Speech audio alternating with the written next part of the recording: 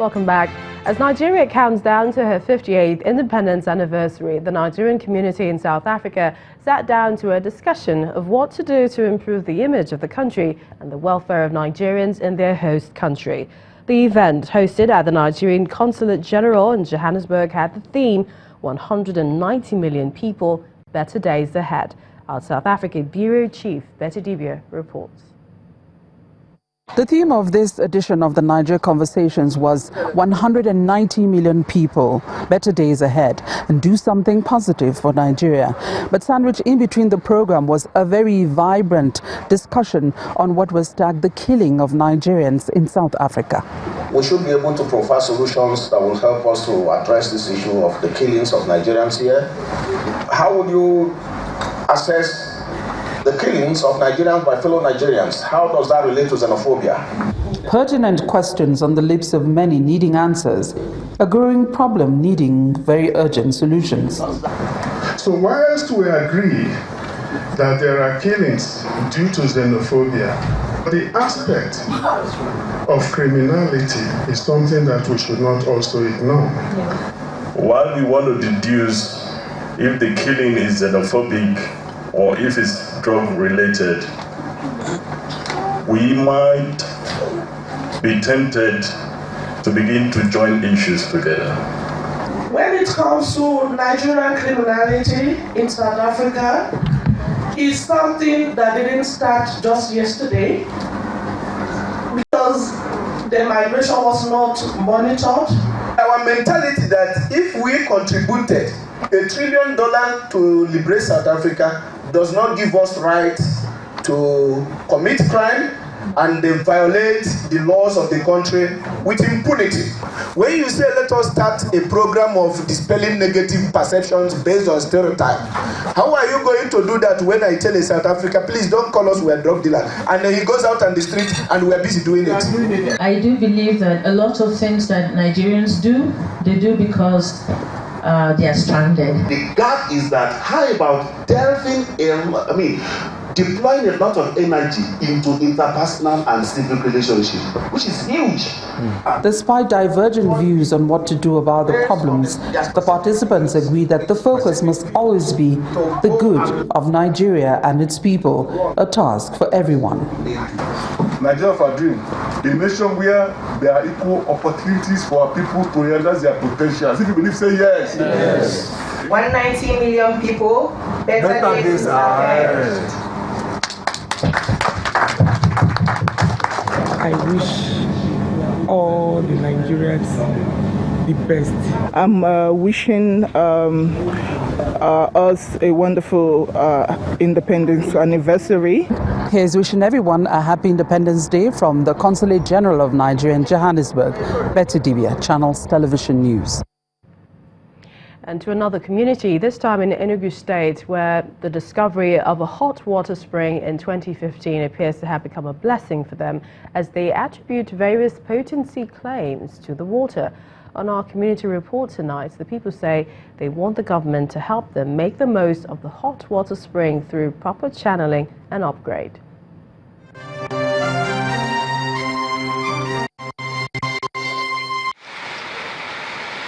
It's a typical day in the quiet village of Umulokba in Uzuwani local government area of Enugu State, a largely agrarian community. The people fish, as well as grow a wide range of food crops, which are sold on market days.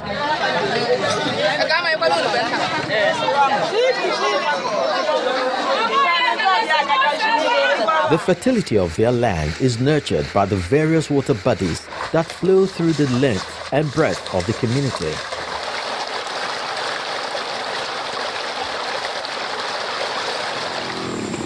Aside these water bodies, which the people also use for domestic activities, is this gush of hot running water.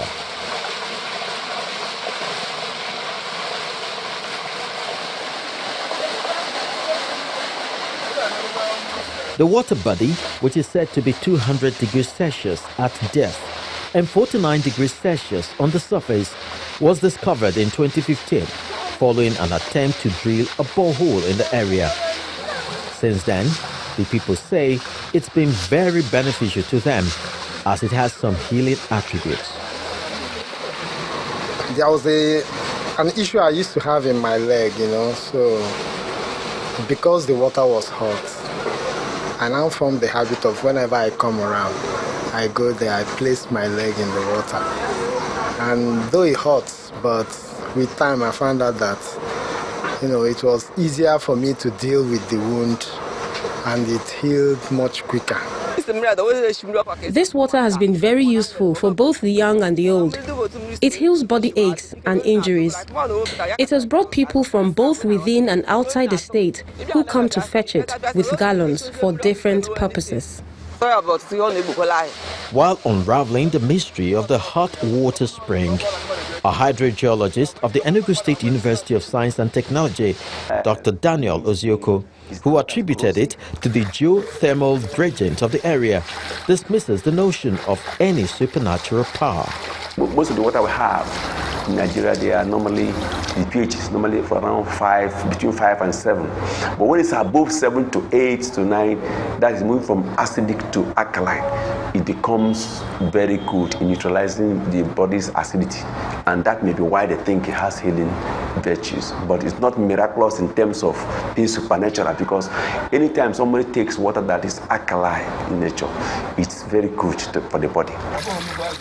The people of Umulokpa for now appear grateful for this gift nature has bestowed on them and would appreciate further if the government made the most of it.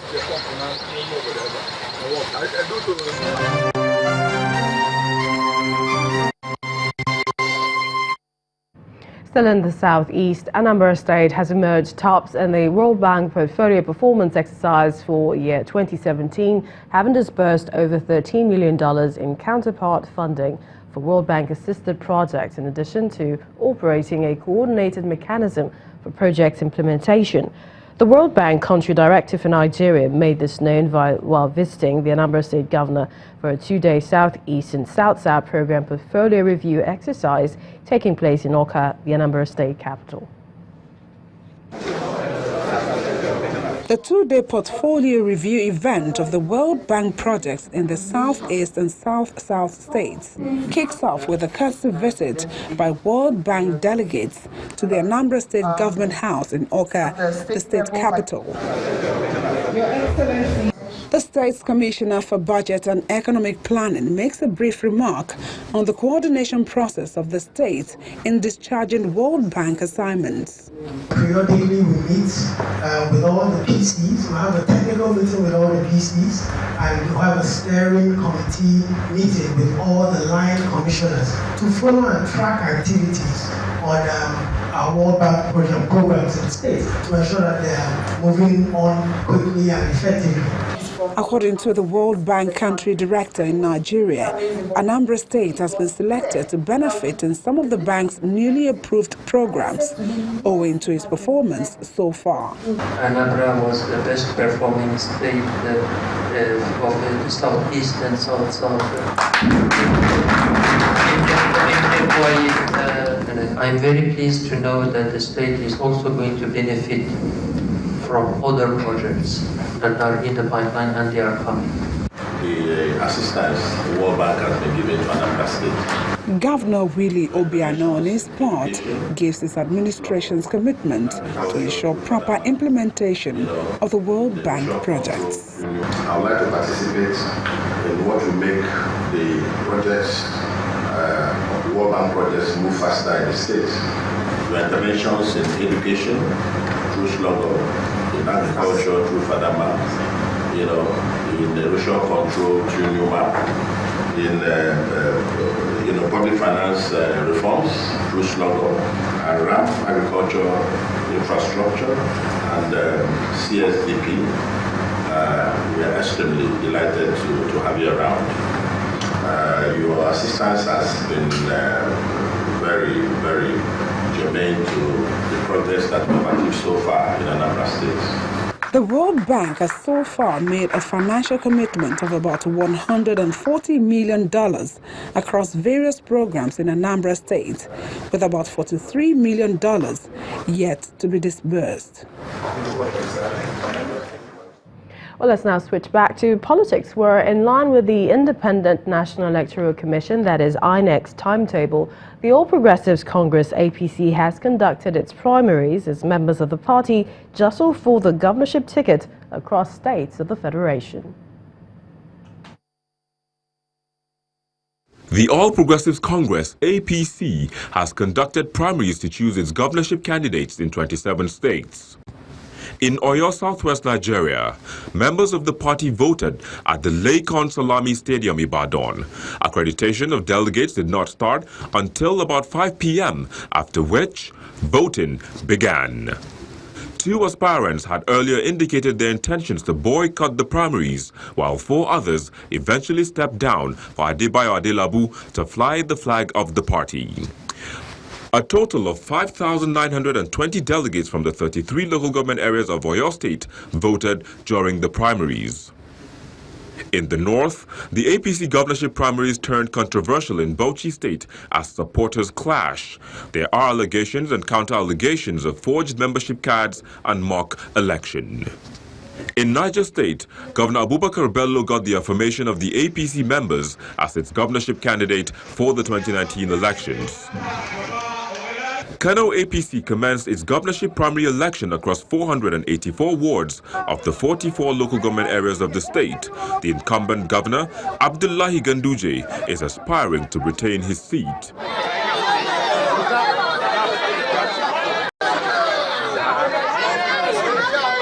In Kaduna, Governor Nasir El-Rufai has clinched the governorship ticket.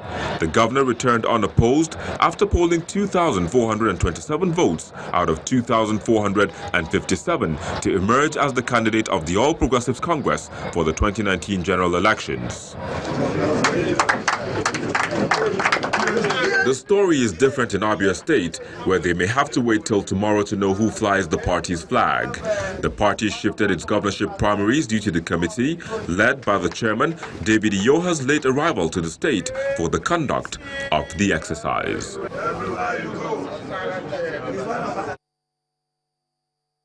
Well, the People's Democratic Party also held a similar exercise across the states to choose its governorship candidates.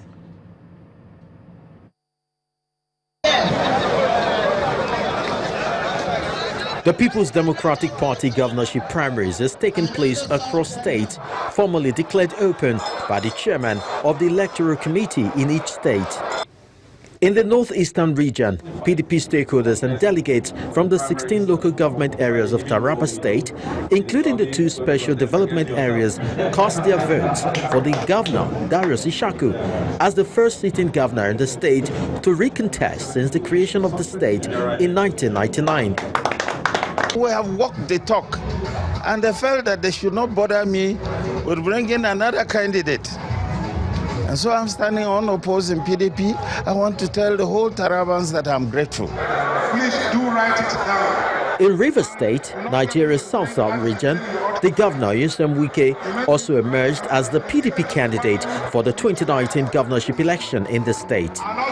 The governor, who also said he will be running with his deputy, Ipalibo Hari Banigo, made a promise to lead the crusade to unseat the APC-led federal government for his party. We are now at a moment in history where the entire country is looking up to the PDP in Rivers State to lead the crusade to deliver this country from failures, disappointments, and incompetence of the APC-led federal government.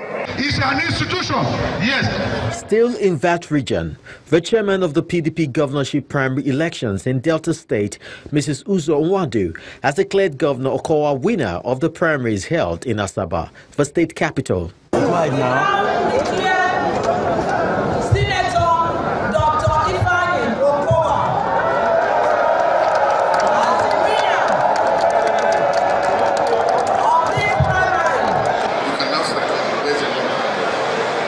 and in Enugu State, the governor, Ifeanyi Ugwuanyi, after casting his vote, emerged the PDP flag bearer for the 2019 governorship election. And in Abeokuta, the Ogun State capital, parallel primaries were held by two factions of the People's Democratic Party, with each producing a governorship candidate under the party. Well, still ahead on the news at 10, Europe trashes the United States 17.5 to 10.5 to regain the Ryder Cup at Le Golf National in France. That's in sports news. Please stay with us.